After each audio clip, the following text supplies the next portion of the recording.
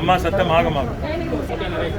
రాజన్న సిరిసిల్ల జిల్లాలో ఒకవైపు కరోనా కేసులు పెరుగుతున్న నేపథ్యంలో ఏ రకంగా ప్రభుత్వం ముఖ్యంగా వైద్య ఆరోగ్య శాఖ చర్యలు తీసుకుంటే బాగుంటుందో ఇప్పటిదాకా కలెక్టర్ గారు, నేను, జిల్లా పరిషత్ చైర్మన్ గారు అందరం కూడా అక్కడ వేములవాడలోని తిప్పాపూర్ హాస్పిటల్ని, అదే రకంగా సిరిసిల్ల జిల్లా ఏరియా ఆసుపత్రిని రెండింటిని సందర్శించి అన్ని విషయాలు సమీక్షించడం జరిగింది. ప్రధానంగా గత సంవత్సరం మనం తీసుకున్న కొన్ని చర్యల వల్ల ఈరోజు జిల్లాలో అన్ని రకాలుగా కూడా ఈ ఉపద్రవాన్ని ఎదుర్కోవడానికి పూర్తి స్థాయి సన్నద్ధతతో యంత్రాంగం ఉంది. ముఖ్యంగా మీరు చూసినట్టయితే సిరిసిల్ల ఏరియా ఆసుపత్రిలో గతంలో మనం ఏదైతే oxygen tanks, oxygen concentrated oxygen centre పెట్టుకున్నాము. దానివల్ల ఆక్సిజన్ కొరత జిల్లాలో ఏమాత్రం లేదు. నిజానికి ఇంకా కేసులు పెరిగినా మనకి ఏ ఇబ్బంది లేకుండా మనం పేషెంట్లని పూర్తి స్థాయిలో ఆదుకునే పరిస్థితి ఉంది.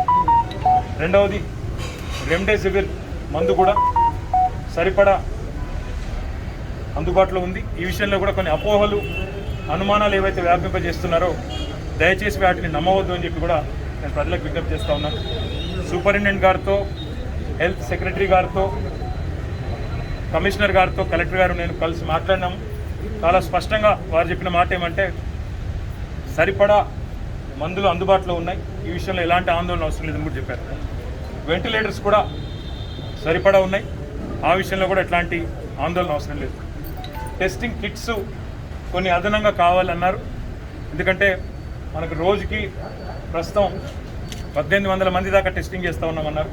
కాబట్టి టెస్టింగ్ కిట్లు కూడా ఇంకా కొన్ని అందుబాటులోకి తీసుకొని రావాలని చెప్పి TSMIDC MD doctor Chandrasekhar Reddy గారికి సూచన చేయడం జరిగింది. వారు కూడా వెంటనే కొంత షార్టేజ్ ఉన్నప్పటికీ దేశవ్యాప్తంగా మన దగ్గర 3-4 రోజులకు సరిపడా తెప్పించుకుంటున్నాం, అది కూడా అందజేస్తామని చెప్పి వారు చెప్పడం జరిగింది.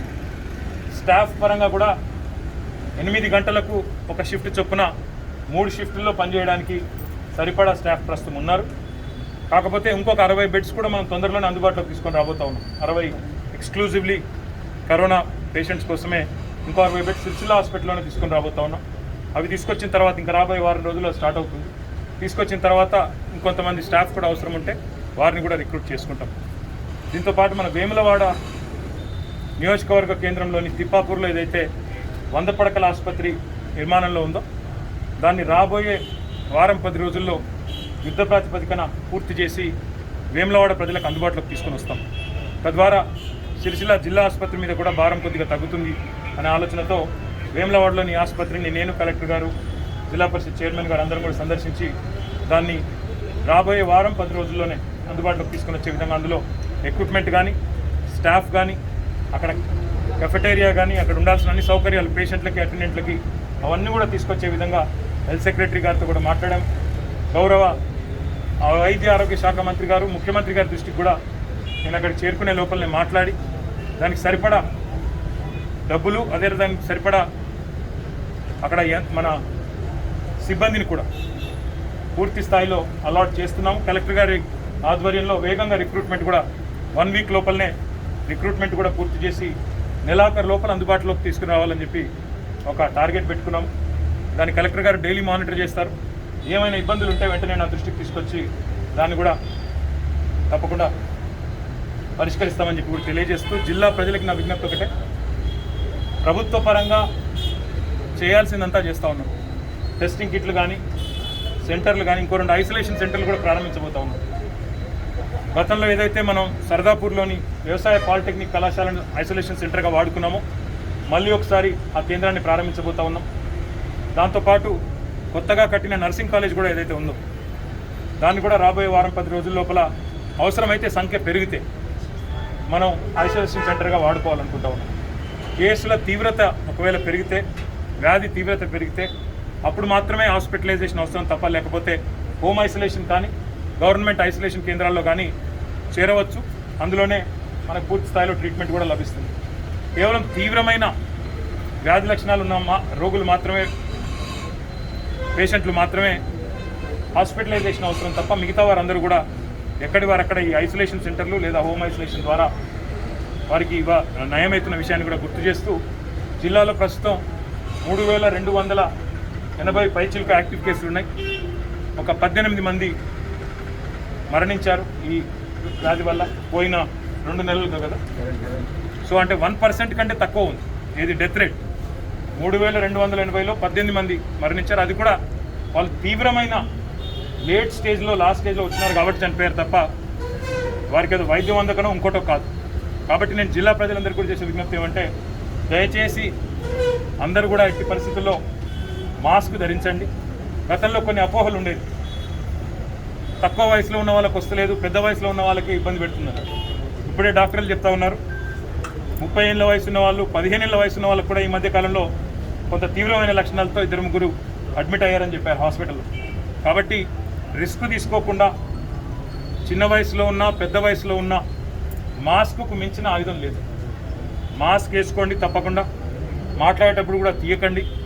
దాంతోపాటు అన్నిటికీ మించి అవసరమైతే తప్ప ఫంక్షన్లు దావత్లు అవసరమైతే తప్ప ప్రజలు గుమిగూడే ప్రాంతాలకి వెళ్ళకండి అని చెప్పి కూడా తెలియజేస్తూ ఇంకొక ముఖ్యమైన మాట, రాజన్న సిరిసిల్ల జిల్లాలో ఈ నెలాఖరు కల్లా మొత్తం జిల్లాలోని 1,24,000 మంది ప్రజలు ఎవరైతే 45 ఏళ్ళ పైబడ్డ వాళ్ళు ఉన్నారో వారందరికీ కూడా ఈ నెలాఖరు లోపల మొదటి డోస్ వ్యాక్సినేషన్ పూర్తి చేయాలని ఒక లక్ష్యం పెట్టుకున్నాం. అంటే 45 ఏళ్ళ పైబడ్డ వాళ్ళు భారత ప్రభుత్వ గైడ్లైన్స్ ప్రకారం 45,000 పైబడ్డ వారికే మనం వ్యాక్సిన్ ఇవ్వాలి. కాబట్టి 1,24,000 మంది ఎవరైతే ఉన్నారో ఈ నెలాఖరు లోపల పూర్తి చేయాలని లక్ష్యం పెట్టుకున్నాం.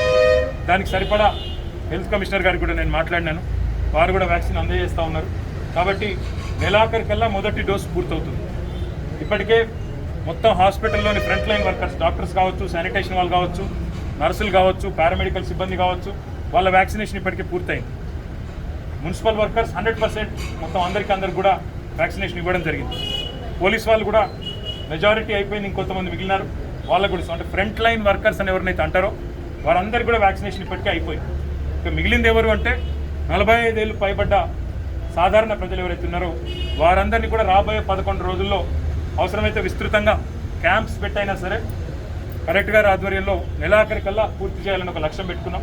దీనికి సహకరించాలని చెప్పి కూడా జిల్లా ప్రజలకు నేను విజ్ఞప్తి చేస్తా ఉన్నాను. ఎందుకంటే ఒకసారి వ్యాక్సినేషన్ తీసుకున్న తర్వాత ఒకవేళ మీకు వ్యాధి సోకినా ఈ మధ్యన చెప్తా ఉన్నారు, వైద్యులు కూడా చెప్తా ఉన్నారు, తీవ్రత తక్కువ ఉంటుందని చెప్తున్నారు. కాబట్టి దయచేసి వ్యాక్సినేషన్ తీసుకోండి, వ్యాక్సిన్ల మీద నమ్మకం ఉంచండి. తద్వారా ఈ రోగ నివారణకి దీన్ని తొందరగా అరికట్టడానికి అందరూ కూడా సహకరించాలని కోరుతూ దయచేసి పాత్రికేయ మిత్రులతో కూడా నా విజ్ఞప్తి, మీరు కూడా ముందుండి తీసుకొని వ్యాక్సిన్లు ఇతరులకు ఆదర్శంగా నిలబడండి. మీరు కూడా ఫ్రంట్ లైన్ వర్కర్సే కాబట్టి వారికి ఫస్ట్ ప్రయారిటీలో వారికి కూడా ఇవ్వాలని చెప్పి కలెక్టర్ గారిని కోరుతూ మీ అందరూ కూడా మండలాల్లో ఉన్నవారు, జిల్లా కేంద్రంలో ఉన్నవారు, నియోజకవర్గ కేంద్రాల్లో ఉన్నవారికి కూడా మొదటి విడతలోనే అందరికి కూడా అందజేసినట్టయితే వారు కూడా ఇంకా వారి డ్యూటీలో కూడా తిరగాల్సి ఉంటుంది, రిపోర్టింగ్ చేయాల్సి ఉంటుంది. కాబట్టి ఫస్ట్ రౌండ్లో తీసుకోండి అని చెప్పి కూడా విజ్ఞప్తి చేస్తూ ఈ వ్యాధి నివారణలో అందరూ కలిసి వస్తాను. ఎందుకంటే ఒక ప్రభుత్వమే చేస్తుంది, మా బాధ్యత ఏం లేదని ఎవరైనా అనుకుంటే అది తప్పు.